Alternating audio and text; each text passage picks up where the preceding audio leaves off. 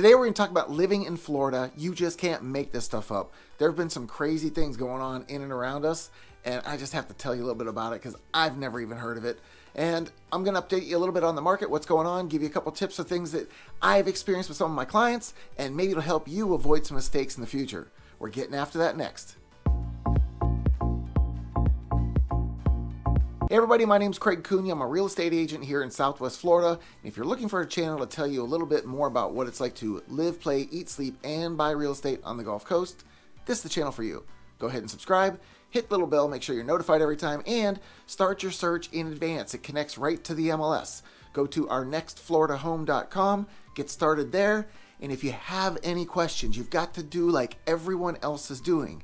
You've got to call, text, or email, because I've got your back when moving to the Gulf Coast. All right, so we're going to talk about these things. You just can't believe some of the stuff I'm hearing. And one of them is straight out the gate going to possibly affect somebody out there looking to buy land. A home is a little harder to do this with. Rentals, but scams are going on left and right. And the Cape Coral Police Department is even warning people to use a professional to help avoid this stuff. So here's how some of this can happen. If somebody advertises a property for sale, you generally see their contact information, you get in a conversation, you're nice and friendly about it with them. You know, everything feels good, it looks good, everything's checking out. And then they ask you for a deposit on a property. You might just send that deposit to them, not even thinking about how it's supposed to be written out, who it's supposed to be written out to. It's never written out to an individual. Keep that in mind. It will always be a title company.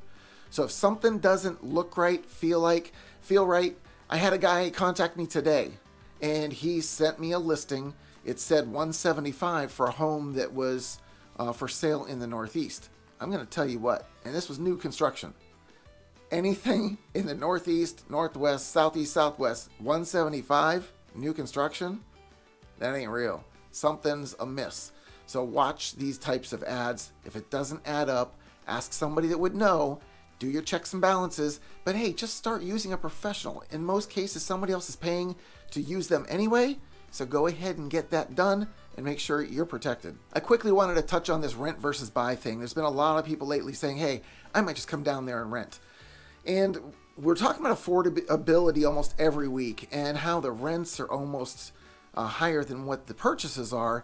And the one thing you can guarantee yourself, when you purchase a home, if it's affordable today, it'll be affordable next year, next week, next month, whatever time frame, it's going to still be affordable if nothing changes in your work situation. That principal and interest that the bank is giving you, that's locked in. That's not changing. Now, rent, however, can change every year. And it can change in amounts that you're just not prepared for. There's been people having rent changes of hundreds of dollars from the previous term that they were in there. If you're on a month-to-month, it could be even worse. They can make that change to you every single month. So be really careful about getting into rentals here and know what you're getting into and look at the market, see how it's been increasing, and make sure you're not stuck underneath it. But as far as a mortgage goes, again, principal and interest, yes, I understand taxes and insurance can ebb and flow and can change. Always be prepared for that. But for the most part, those numbers you're seeing when you first get into it, they could change, but not erratically. So keep that in mind if you're deciding to rent or buy. Now, I had a conversation with Paul the other day, and one of his concerns were the price that we're going to offer on property. And he asked about, hey, how do you feel about going below price? I said, well, I feel fine. I don't know if we're going to get it. And there's one sure way that you can be positive that you won't get it right away, and that's to offer lower. What people are going to do is they're going to hem and haw and say, well, it's almost my number. It's not quite there. Let's hold out a little bit longer. And what's been inevitably happening is another offer comes in. Now you're in a bidding war. Now you're going to usually exceed the asking price. So this is the question I have for you. Would it be better to offer full price right now today and have a chance to have it taken right away, or to wait around and see if another offer comes and then have to get in a bidding war? I know the answer that I would want to go into if it was me as the buyer, but this is your decision. I'll take your directive. I work for you to give you the best situation. I'll advise you. If you take my advice, you might be successful. If you don't, you might still be successful, but it's not going to give you the best chance. So don't offer below if you don't have to. It's not the principle of the matter. Don't make it about the principle of, I just can't offer full price. Yes, you can offer full price, especially if you want the property. That's what we're going to do. In working with Jackie and Jay, we're still in the middle of getting their property secured for them. We are under contract. We're moving through the processes. One thing that I found out, when you're working with larger volume amount of a loan, there can sometimes be 2 appraisals. Now, in this case that we ran into, we had 2 appraisals. The appraisers didn't even live here. They weren't from here. They're from an hour away, north and south. We didn't get the appraisal to come in at the value we needed. But the interesting thing was, they went 3 and 4 miles away to find the comp. And there was one at the end of the canal.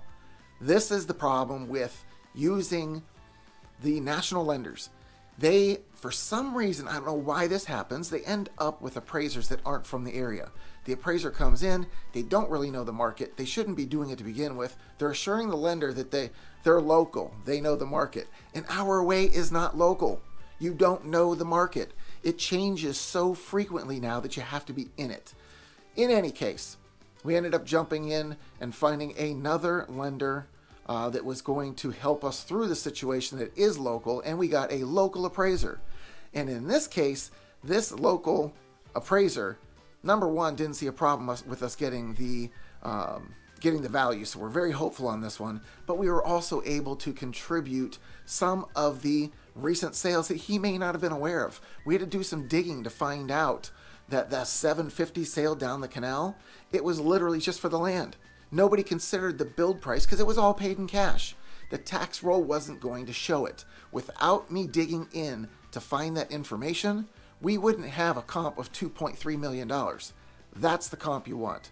So do your due diligence, do your homework, find a way to make it work, and keep in mind, local is the way to go. Local lenders, local appraisers, local just gets things done.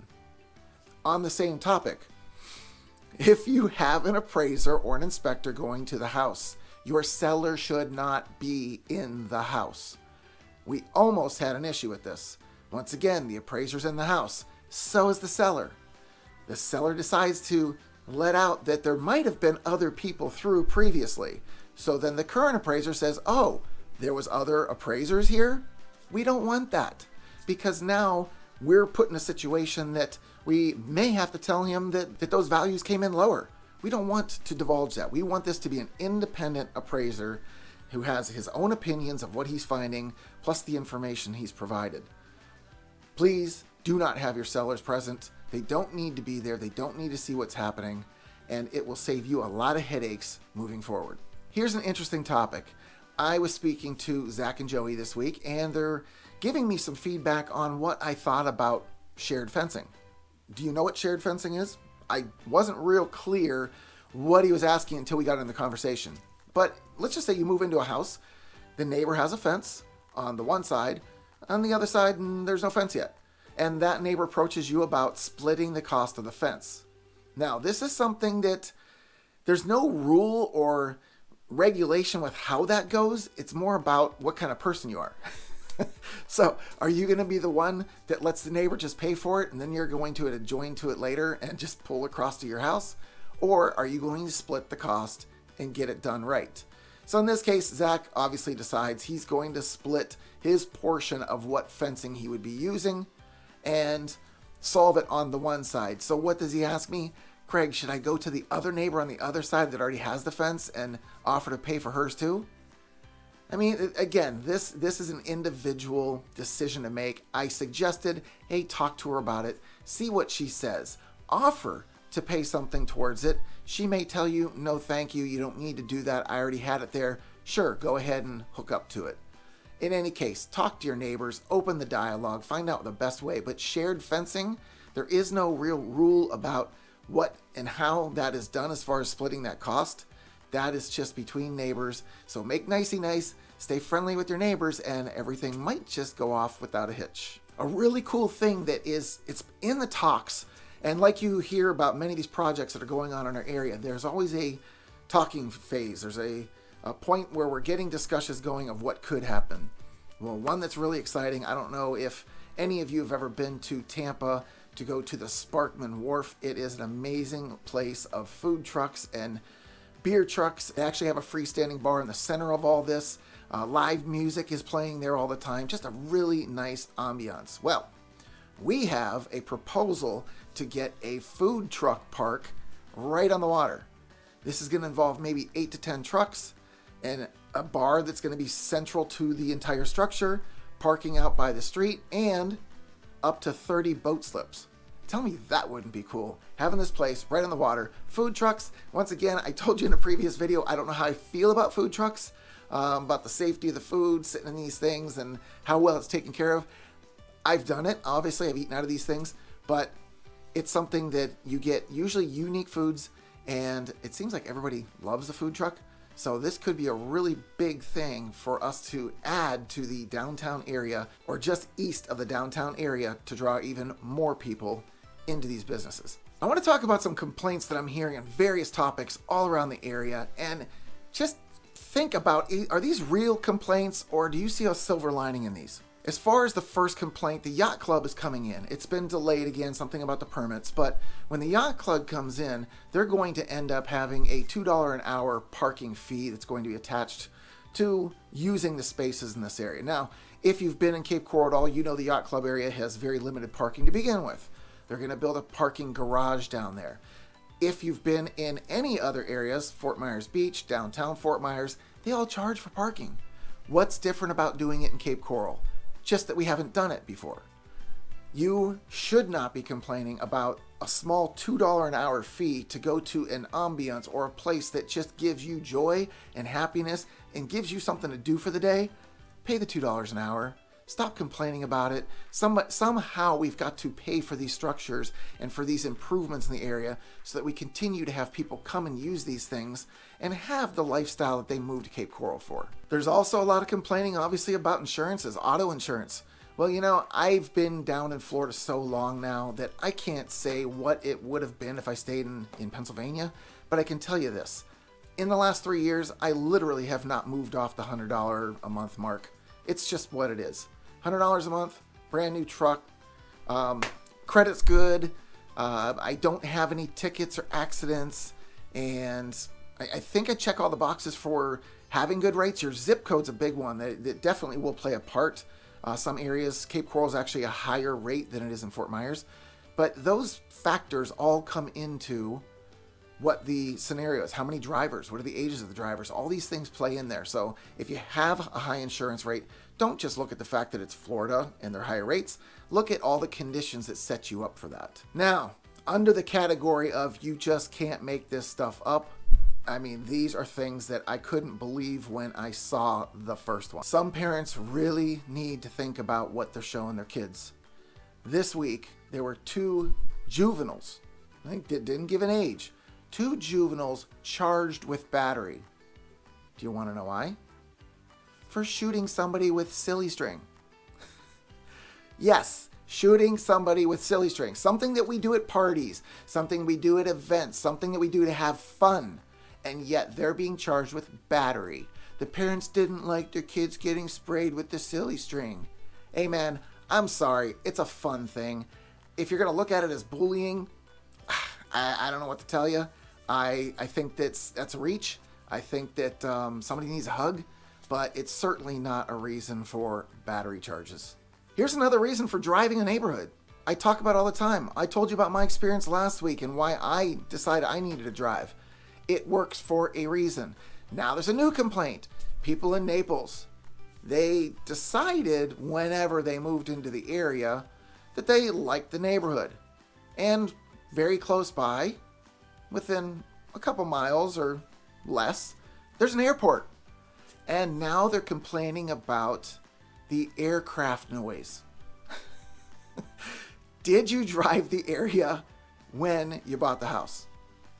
Did you spend any amount of time there that a plane or 2 or 3 or 4 may have taken off or landed? You knew there was an airport there. You should have known there was an airport there. And if you didn't, shame on your agent. Because one of the first things you're going to hear from me, if there's something nearby that you may not like, example, I was out today with Jason. We're looking at golf access lots for his new home that he's going to build. And in the process, we were near Burnt Store Road. What is Burnt Store Road going to do? Well, when people are traveling on average 50 to 80 miles an hour, the tires are going to make noise. The trucks are going to make noise. The motorcycle exhausts are going to make noise. These lots, in some cases, were maybe 5 or 6 lots over. So you're talking maybe 3 football fields away from the road. You're going to hear the road noise. And I'm telling him about that. There's no reason not to tell him. I don't want somebody buying something and then turning around and being disappointed with what they have. So we're going to talk about the negatives. We're going to talk about the positives. We're going to talk about the exposure of the house. Is it going to be a western exposure and possibly hotter? Is it going to be a northern exposure and possibly less sun in your pool? We'll talk about it all. These are things you're going to make decisions on. The driving is huge. So if you're somebody considering moving anywhere near an airport, understand there's going to be air traffic sounds. This one's going to make you laugh too.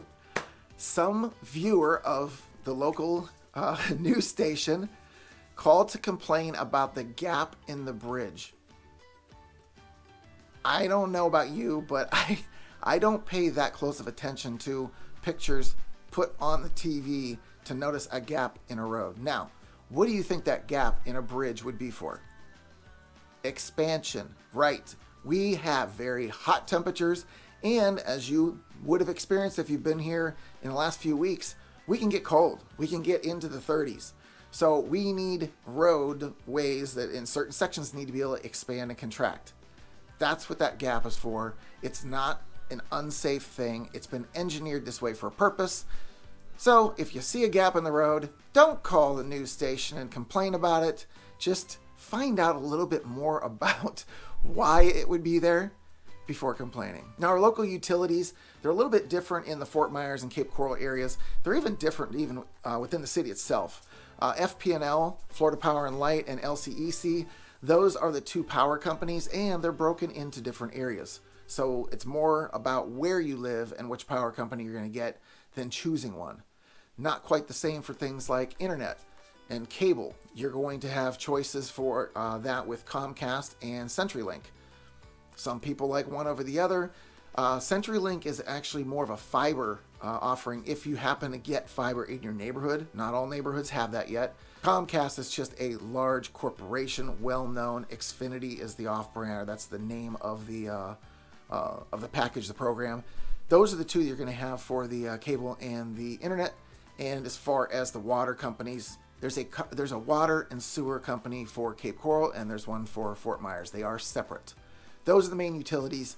When you go to closing, just before you close, you'll get a list of these different utility companies from me to help you get it set up. As you may remember from a prior video or even a transaction, whenever you go to closing, you're going to get a closing statement. You take the application from the water company with you to your closing, or you send it to the title company. They will forward that with your closing statement to the water company and get your service started. It can only happen once you're shown as the owner of the property. Now, as far as pools on homes, there's a lot of questions about various things. First one is going to be the cage. You'll notice that these cages can be stark white and they can be a bronze color. We're seeing more and more bronze cages coming into the area for one reason. It blends. It doesn't stand out so much. It doesn't look like a checkerboard. So when you're making this decision, if you have the opportunity to make the decision, think about how you want that to look. Do you want your view segmented and cut up, or would you like it all to flow together? Because this is what it's going to look like depending on which one you choose. As far as the pool itself, today I was sitting with Trent and Jody, and they're going through some of their selections, and they're asking me about saltwater pools versus chlorine. Well, I had a saltwater pool before. In my experience, I love the saltwater pools. They're lower maintenance. I rarely even have the pool service come out and have to clean and scrub and balance and all that stuff. They would do it every so often. When I say every so often, I'm talking 4 to 6 weeks at a time. I just didn't need the service because the salt is converted to chlorine as it's needed, and it's not necessary to test and balance it all the time like you do with chlorine. Again, that's my experience. If you've got a different one, I'm sure you're going to comment down below, so go ahead and do so. But Those two systems do run quite different from one another. The salt system isn't going to leave the chlorine smell on you. It's not going to fade your clothes. It's not going to mess up your hair. It's not going to itch your skin, all that stuff. So salt does have a ton of benefits, and once again, much lower maintenance. Speaking of pool homes, what do you consider a pool home? Do you consider a pool home just having water in a container behind the house? Or should it be in the ground, enclosed by a fence or a cage? Or do you like one that's more like a little Tupperware bowl that's set in your backyard and filled up? Because to me, if an agent calls this a pool home, they need to be smacked. That's not a pool home. That is not an investment in a entertainment source for the backyard like an actual in-ground pool. Stop calling it a pool home. And in this particular case, you're going to notice there is no fencing or screen enclosure or anything around the pool. This is illegal, and it's a hazard waiting to happen. So do not be somebody that does this. This is irresponsible, and this is a very easy way for a child to find their way into that pool and potentially drown. Now, Kevin did me a solid, and he sent me something he did for his home. He realized that on his new home, he didn't have screens. So he solved that problem himself. So whether it's builders that cut corners, forgot, left it out, whatever it was, he went to Amazon and found these screen inserts that you just place in the window, close the window. It expands to different sizes. There's all kinds of different options there on Amazon. And it's not just for cases where the screens were left out. You may find that you rip one over time, and it always seems like such a hassle to try to get a screen for the window changed or replaced after the fact. So this might be your quick and easy solution with Prime 2-Day, and you'll have that thing fixed in no time. All right, so that's living in Florida. You just can't make this stuff up. I hope you learned a little bit more about what it's like to live here and some of the things you're going to deal with. If you want to know even more, check out one of these other videos. And if you've got a question for me, you've got to call, text, or email, because I've got your back when moving to the Gulf Coast.